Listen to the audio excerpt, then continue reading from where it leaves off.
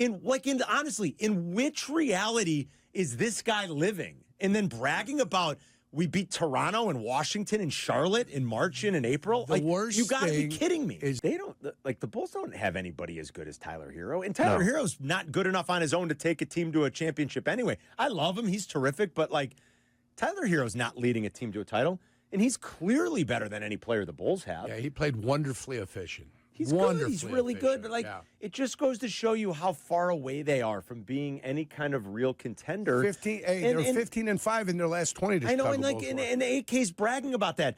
Do you know? Listen, I covered the NBA for 5 years on a day-to-day basis. NFL, NBA veteran, you were. Yeah. I know a little, and granted, that was a long time ago. But I know a little something about the patterns and the rhythms of this league, and the bragging about your record in March and April. Do you know how crazy that is? Do you know what's going on around the league mostly in March and in April?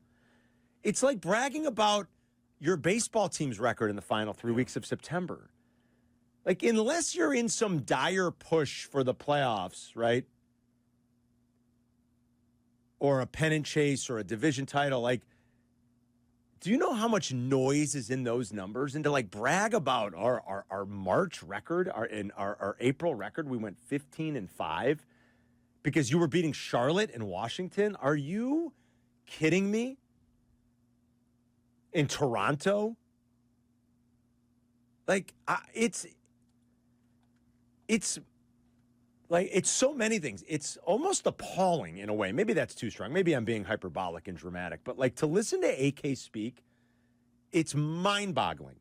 I don't know in which world he's living, that he thinks any of this is fine or that he can say to Bulls fans, well, I ask you for patience. What?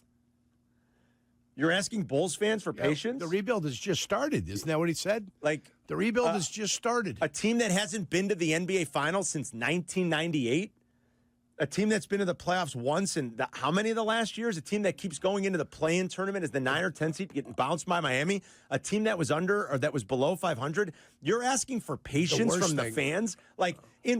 Honestly, in which reality is this guy living? And then bragging about we beat Toronto and Washington and Charlotte in March and in April. The worst you got to be kidding me. Is the misjudgment they've made in not allowing themselves to go really bad.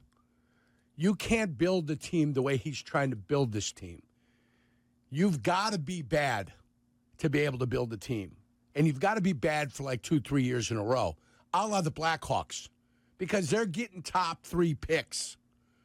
They're getting picks that are the best players that are coming out in the NHL entry draft are being picked by the Chicago Blackhawks. Dude. Okay? Yeah. That's what you've got to be able to do.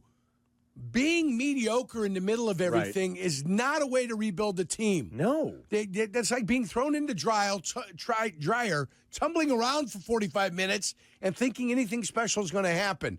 And all you do is just go back in the dryer again. It's no good. Here are the wins he's bragging about.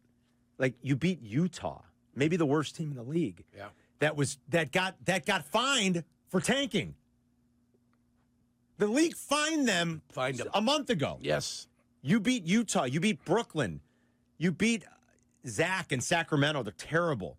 You beat Toronto. Awful. Portland, Charlotte. Toronto awful. was another team that was actively tanking games. Actively tanking. Fourth quarter games, they would bench Scotty Barnes. Yes. He wouldn't finish out. Chris is right. Yeah. Actively tanking. Washington, awful. Philly, awful. You're going to brag? You're going to tell your fans, well, we went 15-5. Dude, I'm sorry, but it's insane. One place Cooper Flagg is not going, he's not going to Utah. I don't know. I think he'll go wherever. I think he'll go wherever. No. Really? He's going to pull Eli Manning here.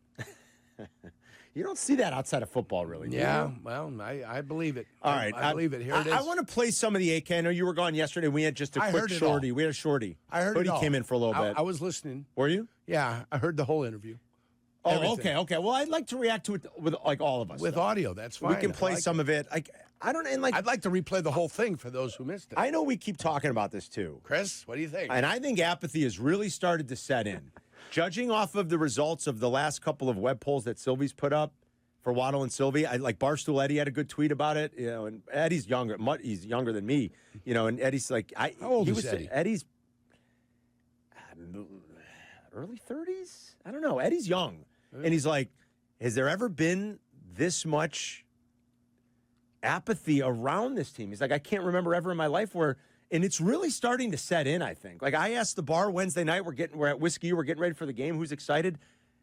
It was, Well, it's phony. That's why. Like, the playing games are phony. Like, and they're terrible. There's nothing to celebrate there unless you're in the playoffs. And to everyone's point, the Bulls have not won a playoff series since 2015. That's 10 years.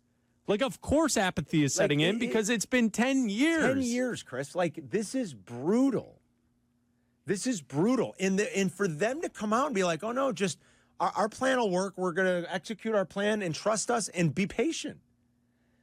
And to brag about your record in 15 or in 20 games in March and April is astonishing to me. And the change, it's astonishing. Your selling point to the fans from a rebuild to a transition. Yeah.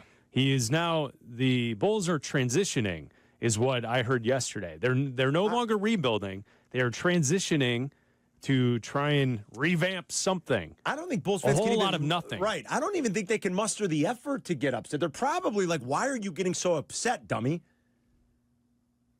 I don't think they can even muster the effort to get upset anymore. Sell out for the playing game? I think it was, but Nice Tyler little said it was sellout? awful. Yeah. Tyler said it was, York, I was like, hey, Tyler, at least the energy will be good in the building. I thought they were going to win. By halftime, they were booing the home team, and by the end of the game, they were chanting, sell the team. The fourth quarter, there were empty seats in the 100 section. Oh, yeah. So, I mean, the Reinsdorfs and everyone that works over there who thinks the fan base is happy with any of this, you were on national TV with just empty seats in the fourth quarter as you're getting your ass kicked. And I don't even think they have the energy to be upset anymore about it because it's so bad. It's 76 degrees now at Midway. We're getting there, So guys. in 20 minutes, it is jumped to 76 degrees. It's going to happen. It's going to happen, guys. 312-332-3776. And If we you have want to weigh in. blown past the break. I know. I'm sorry. We have I'm just people are like, shut up, obliterated dummy. it. Why are you ranting about a team that, Come on, Jesse. that doesn't care as much as we do, I guess. I just can't believe that the executive will come out and brag after you just got your you-know-what kicked in. Again by Miami, and he's bragging about their March record. That's insane to me.